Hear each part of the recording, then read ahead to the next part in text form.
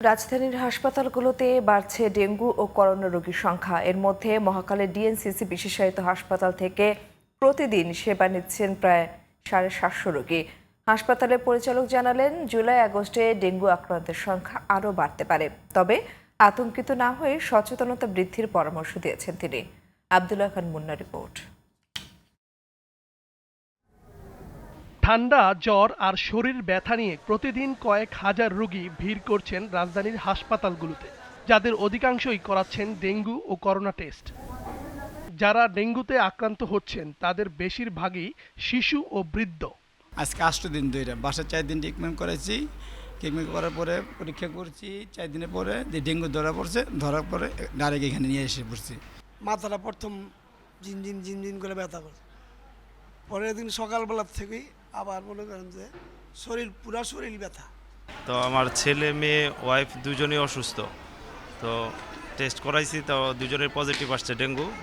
তো তৎক্ষণিক এখানে আসার পরে ভর্তি দেওয়ার পরে এখন পর্যন্ত ভালোই চিকিৎসা দিচ্ছে এখানে। গ্রামে থাকি আমরা, গ্রামের পরিবেশে তো স্বাভাবিক, এরকম পরিবেশটা তো উন্নত না মশা ওষুধ দেওয়া হয় না আমাদের ওইখানে। জুলাই আগস্টে ডেঙ্গু আক্রান্তের সংখ্যা আরও বাড়তে পারে বলে জানালেন ডিএনসিসি হাসপাতালের পরিচালক। ডেঙ্গুর কিন্তু 4টা ভেরিয়েন্ট রয়েছে। একটা হচ্ছে ডেন 1, ডেন 2, ডেন 3 অ্যান্ড ডেন 4। তো যদি এরকম ঘটে থাকে যে গতবার কেউ ডেন 1-এ ইনফেক্টেড ছিল, এবার ডেন 2-তে ইনফেক্টেড হয়েছে বা ডেন 3-তে, তার জন্য কিন্তু সিভিয়ারিটি অনেক বেশি হবে। সেই জন্যে আমাদের এই বছরে কিন্তু সিরিয়াসনেসের সম্ভাবনা বেশি রয়েছে, কারণ আপনারা জানেন যে গতবারও এবং তার আগের বার উল্লেখযোগ্য সংখ্যক মানুষ ডেঙ্গুতে আক্রান্ত হয়েছিল। তারা যদি একটা ভেরিয়েন্টে আক্রান্ত হয়, এবার যদি ডিফারেন্ট ভেরিয়েন্টে আক্রান্ত হয়, তাদের কিন্তু সিভিয়ারিটি বেশি হয়। বেশিরভাগ রোগী সুস্থ হয়ে বাড়ি ফিরছেন, তাই ডেঙ্গু নিয়ে আতঙ্কিত না হওয়ার পরামর্শ তার।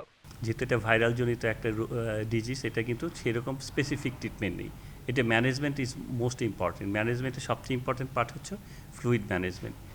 এবং আমাদের যদি যারা রোগীরা বাসায় থাকবে, তাদের কিন্তু কয়েকটা নির্দেশনা মেনে চলতে হবে।